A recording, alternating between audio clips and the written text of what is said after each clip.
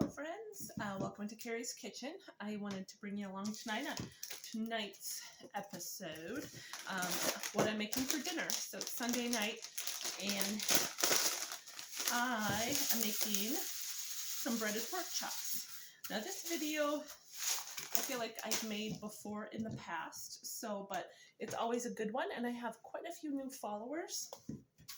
So I wanted to hop on here and show you an oldie but a goodie.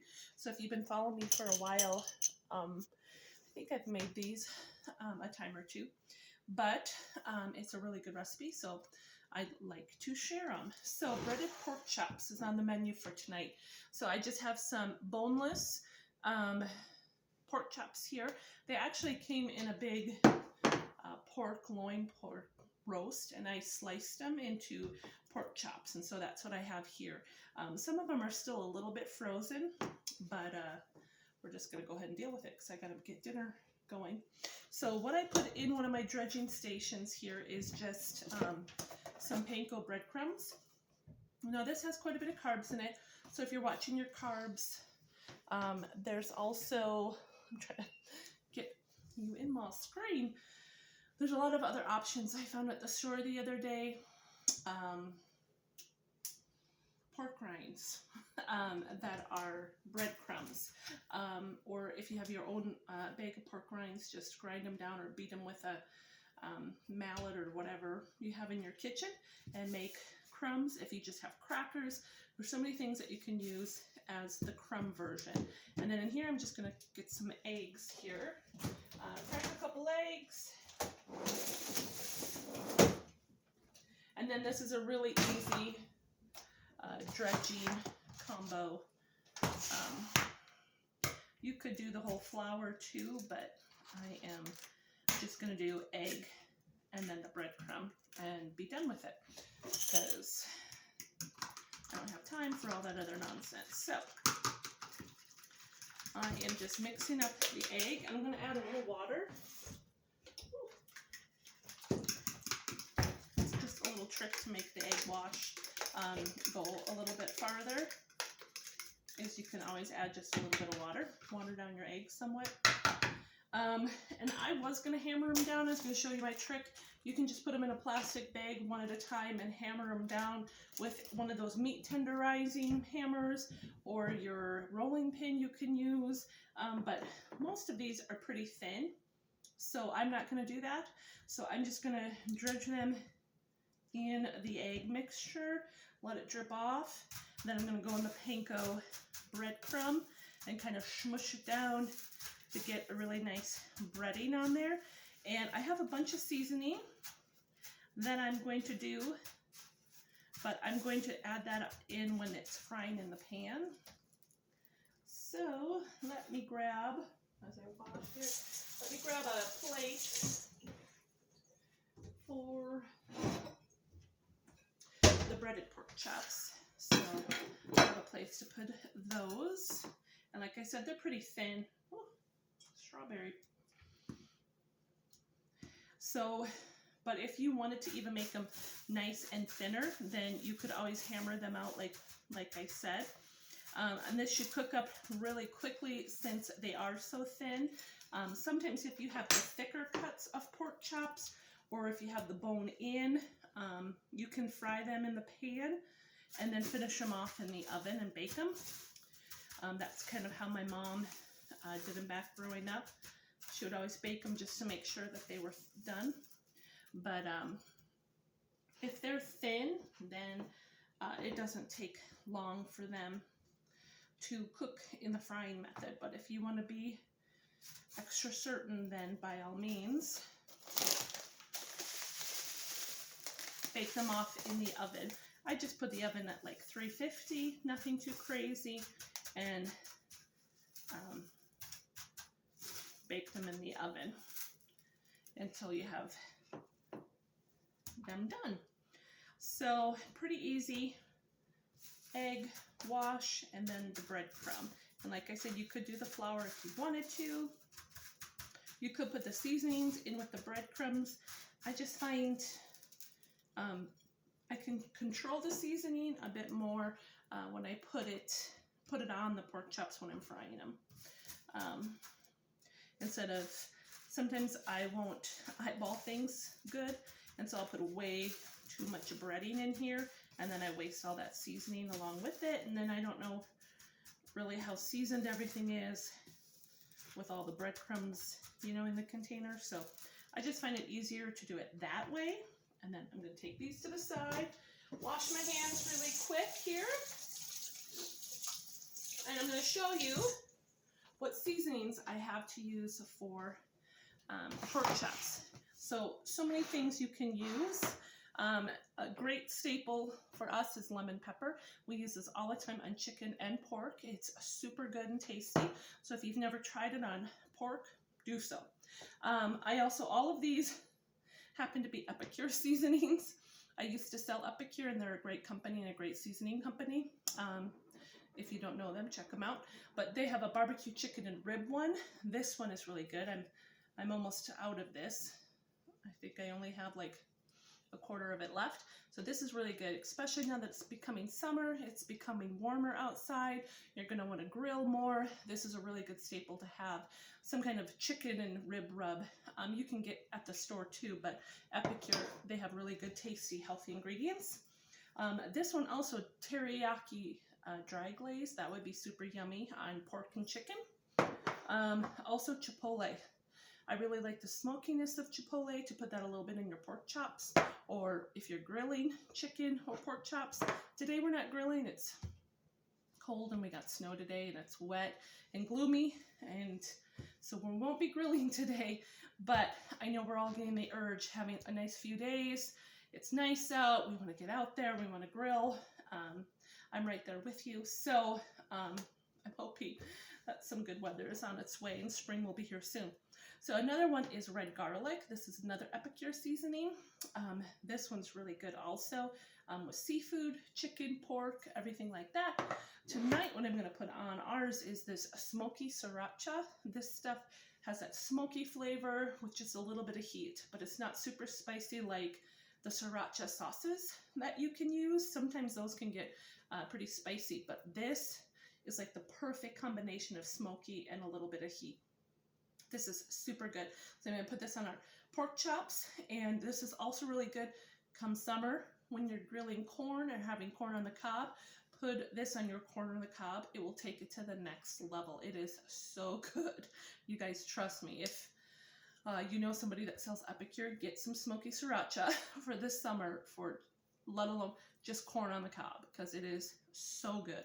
So I'm going to put some of this on our pork chops tonight, along with just some garlic and some onion powder, which are like my staples. I always put that on everything, but a lot of great options here. So pork, I feel like, and chicken, they're such like a blank slate. You can do so much with them with seasonings. So test out and try out kind of the seasonings that you guys like. Experiment. Like the smoky sriracha, I was kind of really like, I don't know. And then I put it on my corn on the cob when I first had it, and I'm like, oh my gosh, I love this stuff. So I've put it on my eggs, and I'm going to put it on the pork chops tonight. So it's super good, you guys. You'll like it.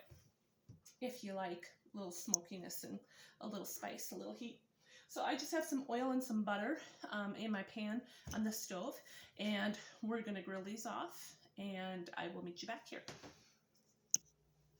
All right, you guys, so I'm back here on my stove. So I have a cast iron pan on my stove. I've heated it up to about medium heat. I have avocado oil in here and probably a couple tablespoons of butter. That butter gives the breading a nice golden color that you're looking for, and then also a lot of flavor, of course. If you have ghee, anything that you want to use, coconut oil, whatever suits your fancy.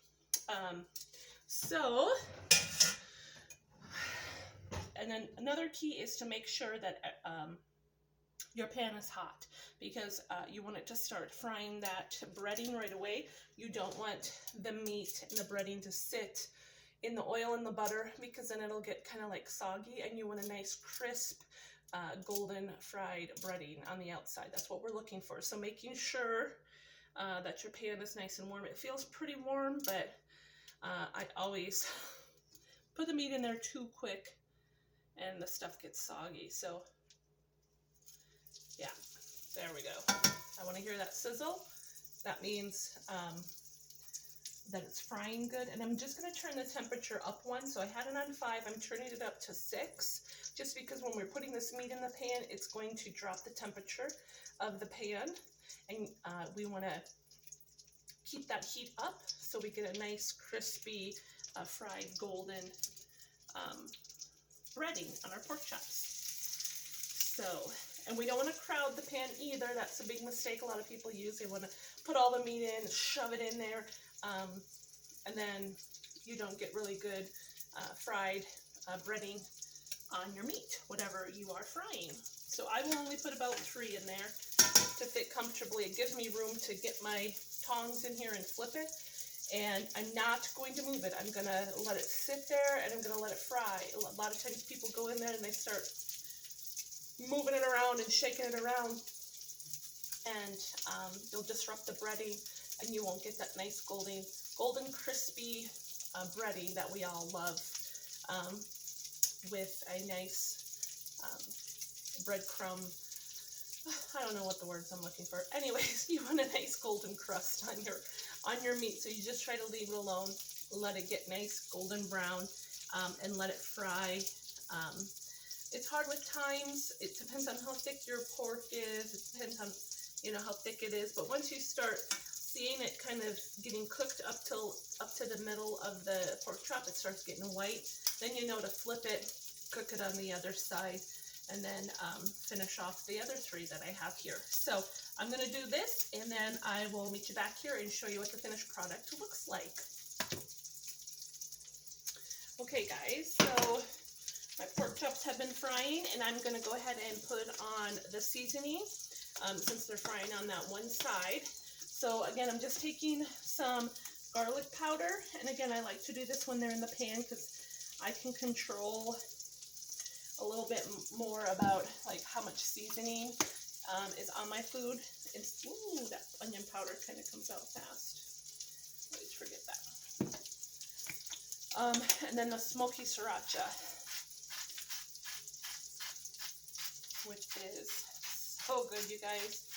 You've got to try some. So I think they're pretty close to turning.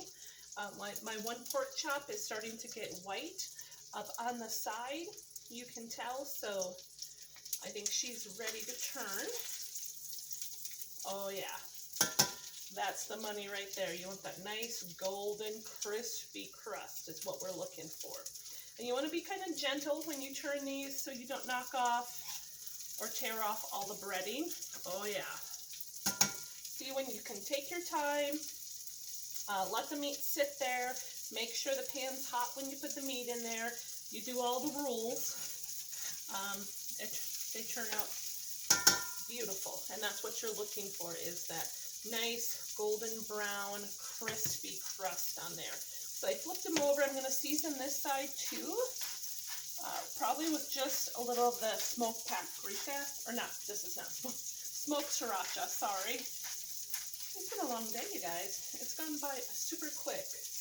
I'm just going to put this on this side because I really want to bring home that flavor in the pork chops. I don't know about you guys, but this time change has been kicking my butt. I hope we can get away with it because it's 5:30 and I don't even know where the day went. It went by so quick. So tonight with dinner, we are going to have some beets. If you guys never tried beets, yum. They have pickled beets or they have just whole beets like this. You can put a little butter and salt and pepper. They're super good. And then I'm going to roast some cauliflower, and then that's dinner. But I will show you when these are all done cooking. Okay, you guys, I already fried off the first 3. And here's the last 3 that I did.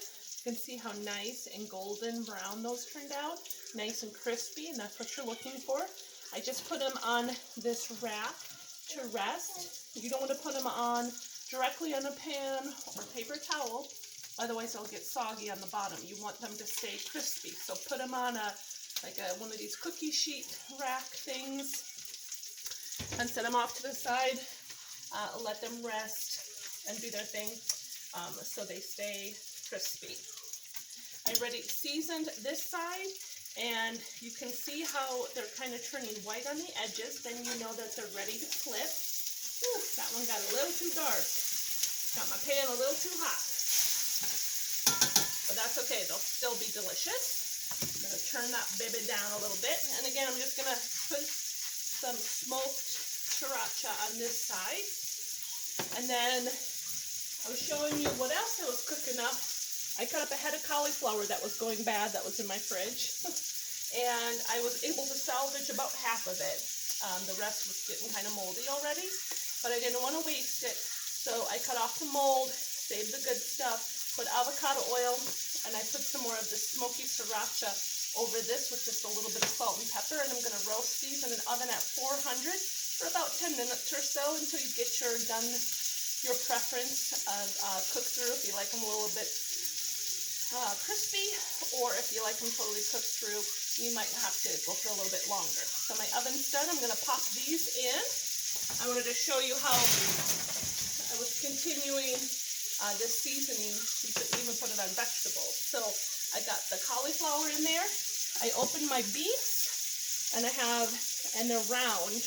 If you can see that, they're just round whole beets. And all I did was put a dab of butter and just a little pinch of salt in with the beef, so we'll have those. And then I had a cucumber that I had used up. My kids love fresh cucumber with just salt on it. And I think that's about it. That's going to be dinner. And then my husband made the other day,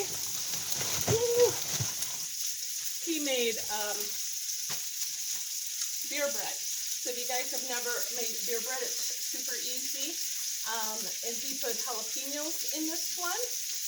So that's what's in that. So we'll have some of this. So you warm it up, or you can toast it, put butter on it, and a little bit of honey with the jalapenos. So the sweet and the spicy, it's super good. So we're going to have this with dinner. And then that's dinner for us, you guys. I'll take a picture of the finished product of my plate to let you guys see how everything kind of turned out. But that's dinner for us on a Sunday night.